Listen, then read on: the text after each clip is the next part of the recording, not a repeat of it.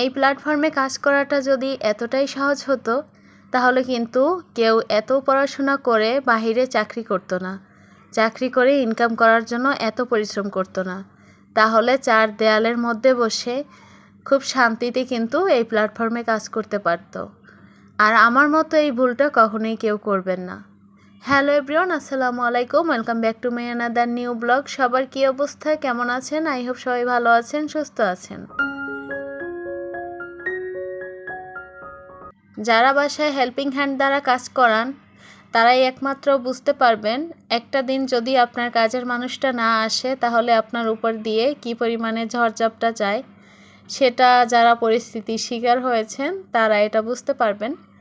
যাই হোক, আমি কিছু কাপড় ভিজিয়ে রাখছিলাম, যেটা প্রতিদিনের কাজ করে রাখি। কাজের মেয়েটা আসার আগেই সকালে উঠে নিত্যদিনের মতন সব কাজগুলো একটার পর একটা করি, আর মেয়েটার জন্য যে কাজগুলো ওগুলো আর কি রীতিমতো যেগুলো রাখার ওগুলো রেখে দিই।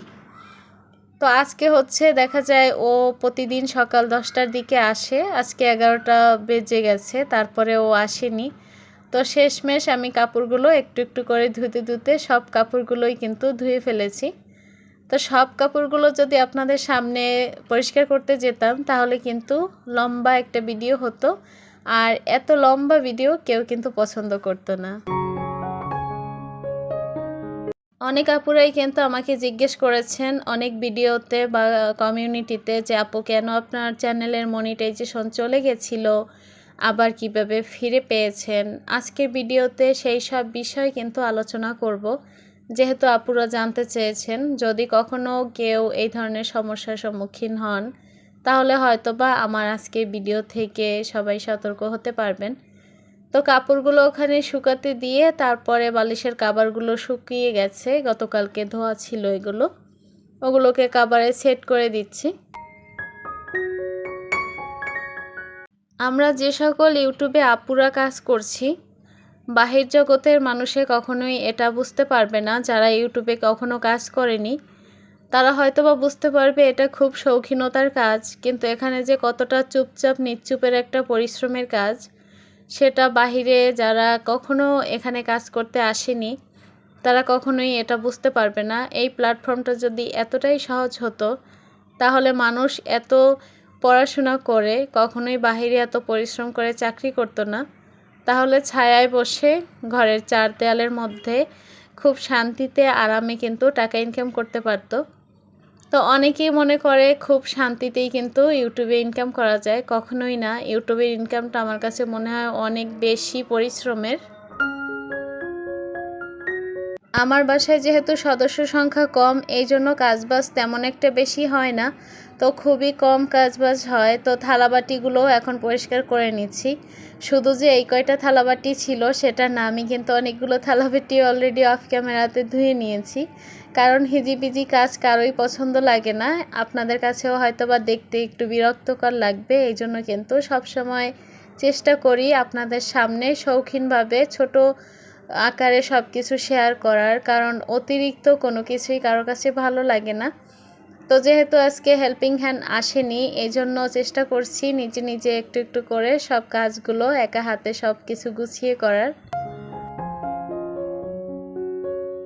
আসলে আমরা এমন কিছু মানুষ আছি অন্যের উপরে নির্ভর করতে করতে এমন একটা অলস হয়ে যায় যে কোনো একটা সময় যখন নিজের কাজগুলো নিজেকে করতে হয় তখন কিন্তু ওখানে গিয়ে আমরা থমকে যাই, কারণ অন্যের উপরে ডিপেন্ড করাটা আমাদের একটা বদ অভ্যাসে হয়ে যায়।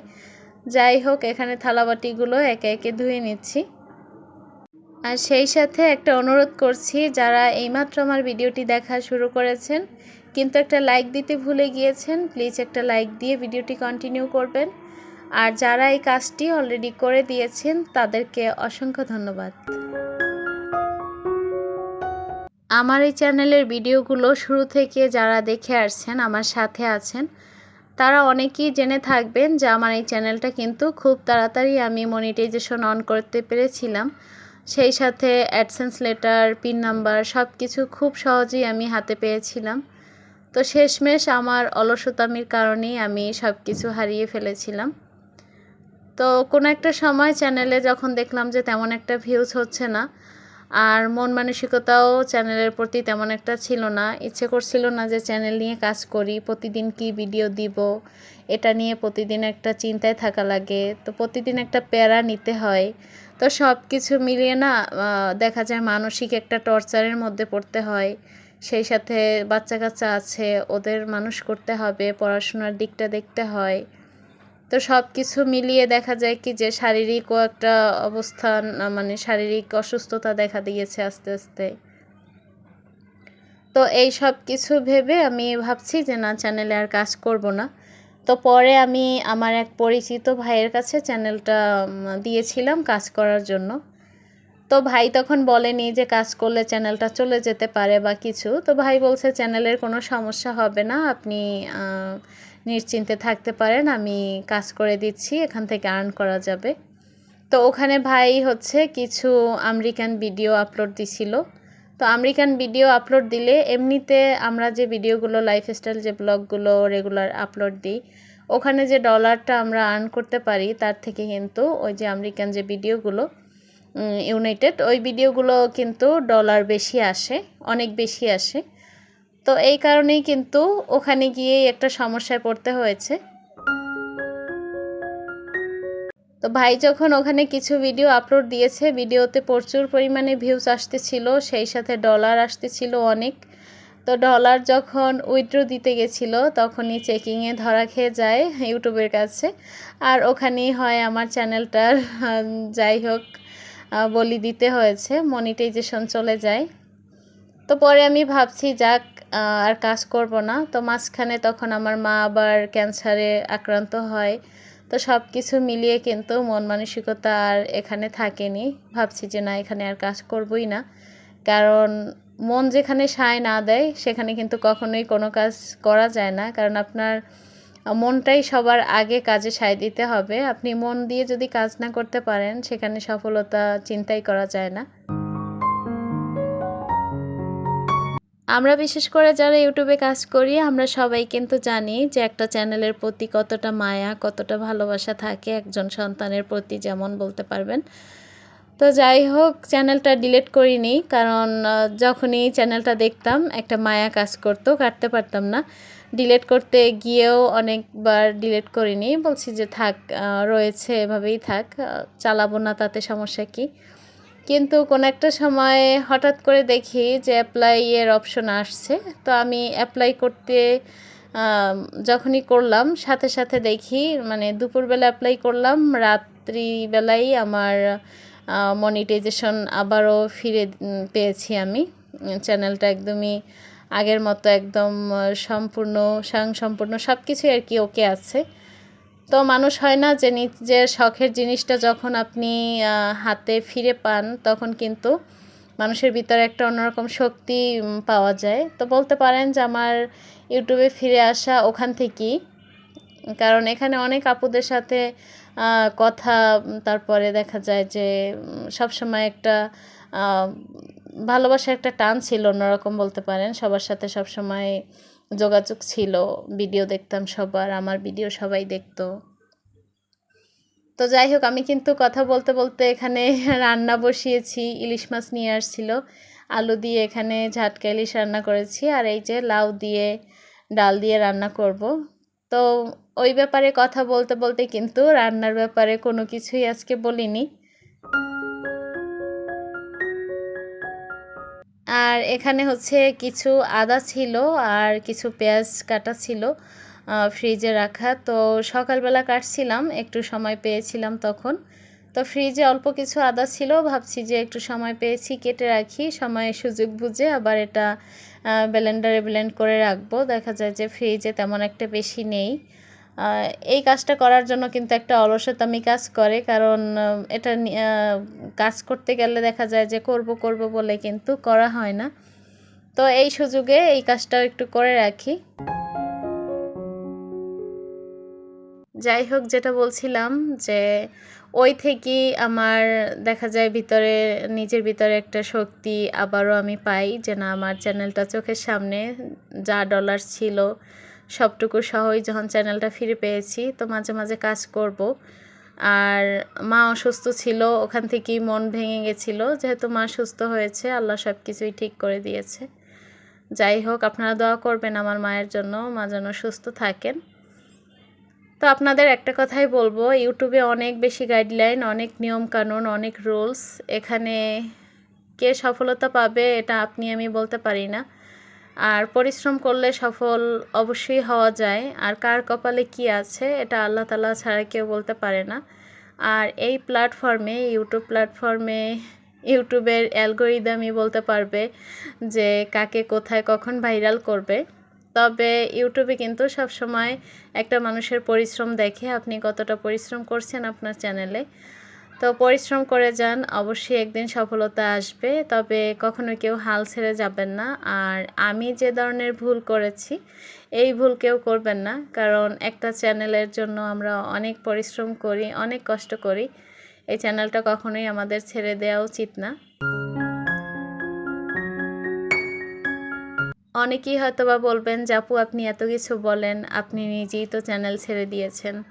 আসলে ওই যে বললাম না, মানসিক যে একটা প্রেশার ছিল, ওই প্রেশারটা নিতে পারছিলাম না। কারণ আপনারা তো অনেকেই জানেন, আমার শুধু এই যে একটা চ্যানেল সেটা না, আমার তো আরও আগে চ্যানেল ছিল। সেই চ্যানেলটা আমি 2.5 বছর ক্যারি করছি। সেই 2.5 বছর চ্যানেলটাও কিন্তু আমি বিক্রি করে দিয়েছিলাম ভালো একটা অ্যামাউন্টে। যাই হোক, তো 2.5 বছর যখন একটা চ্যানেল নিয়ে কাজ করি, সেখানে কিন্তু পরিশ্রম কম ছিল না। তারপর এখানে আবার দেখা যায় এই চ্যানেলটা নিয়ে 1 বছর, তো এখানে কিন্তু অনেক কষ্টই করতে হয়েছে। আমরা ইউটিউব প্ল্যাটফর্মে কাজ করতে এসেছি, আমাদের উচিত সবাইকে একসাথে হাতে হাত মিলিয়ে তারপরে এগিয়ে যাওয়া। এখানে এমন কিছু মানুষ আছে যারা ছোট অবস্থায়, যখন ছোট চ্যানেল ছিল তখন এত মিষ্টি মিষ্টি কথা বলতো, যখন চ্যানেলটা একটু দাঁড়িয়েছে তখন তারা হাতে ধরা ছোঁয়ার বাইরে চলে গেছে। আমি নাম বলবো না। মানুষ যখন বিপদে পড়ে তখনই মানুষকে চেনা যায়। যখন আপনি বিপদে পড়বেন আর আমাকে একটু আপনি কোনোভাবে খোঁজ নেওয়ার চেষ্টা করবেন, তখনই আপনি দেখতে পারবেন আমার আসল রূপটা কেমন। আসলে এটা কখনোই মানুষের সাথে মানুষের করা উচিত না। তবে মানুষের সবসময় উচিত অন্যের বিপদে নিজেকে বিলিয়ে দেয়া। কারণ বিপদ কারো একার না। আল্লাহ তাআলা বিপদ কিন্তু কারো একার জন্য, একার কপালে বরাদ্দ করে রাখেনি। আপনার কপালে বিপদ যে কোনো একটা মুহূর্তে আসতে পারে, আপনার দরজায় যে কোনো সময় কড়া নাড়তে পারে। সেটা যে কোনো মুহূর্তেই হতে পারে।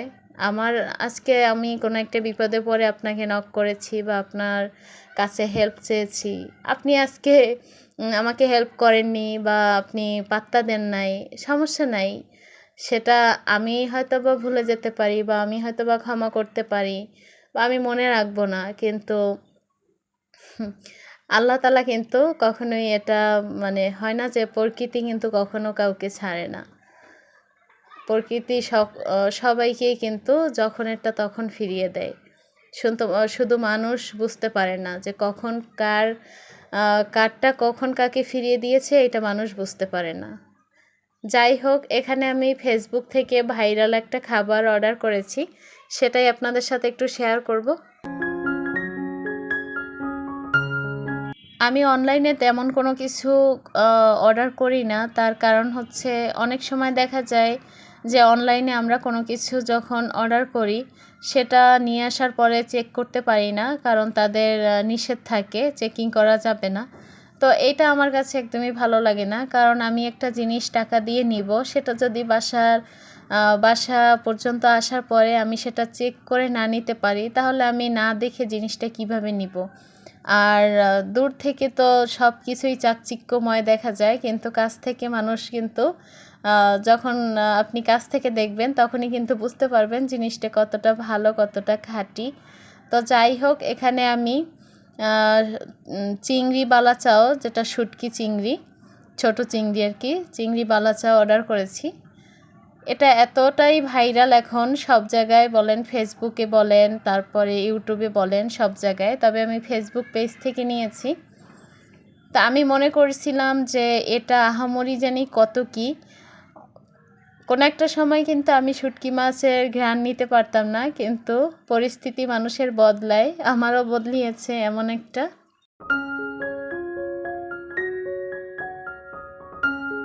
আমি যখন এই কৌটোটা নাকে ধরি কীরকম যেন একটা ঘ্রাণ নাকে লাগে, আমার কাছে বেশ ভালো লাগেনি তেমন একটা।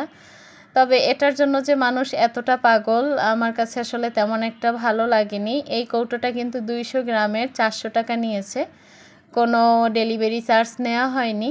তবে আমার কাছে তেমন একটা ভালো লাগেনি, মোটামুটি লেগেছে, তবে ঘ্রাণটা কেমন যেন একটা ছিল। তো আমার ছেলেরা তো আর এই শুটকি মাছ বা এইগুলো পছন্দ করে না। তো যাই হোক, নিজে যা এনেছি ঠকে গেলেও আর বলতে পারবো না কাউকে। তো এখানে হচ্ছে ছেলেকে দই খেতে দিয়েছিলাম, স্কুল থেকে আসছে, তারপরে সে বলছে আমি দই খাবো না, এটা দিয়ে তুমি একটা জুস করে দাও লাচ্ছির মতো। তো কী আর করার, যেহেতু বাটিতে নামিয়ে ফেলেছি কিছু করার নেই। তারপরে তাকে সেটা দিয়ে আবার লাচ্ছি বানিয়ে দিচ্ছি। আসলে বাচ্চাদের কখন যে রুচিতে কী চাই কেউ বলতে পারবে না। আর এমনিতে লাচ্ছি কিন্তু ছোট থেকে বড় সবাই পছন্দ করে। আজকে যখন ভিডিওতে ভয়েস দিচ্ছিলাম মনটা খুবই খারাপ ছিল, কারণ পরিচিত মানুষের কাছ থেকে হেল্প চাওয়ার পরেও হেল্প পাইনি। যাই হোক, মন খারাপ করে তো বসে থাকলে চলবে না, সময়ের সাথে চলতে হবে। তো এই তো ছেলেদের জন্য লাচ্ছি রেডি হয়ে গেছে, 2 ছেলেকে খেতে দিয়ে দিব। আর এই ছিল আমার আজকের ব্লগ। আপনাদের সবার সুস্বাস্থ্য এবং দীর্ঘায়ু কামনা করে আজকের ব্লগটি এখানেই শেষ করছি। আল্লাহ হাফিজ।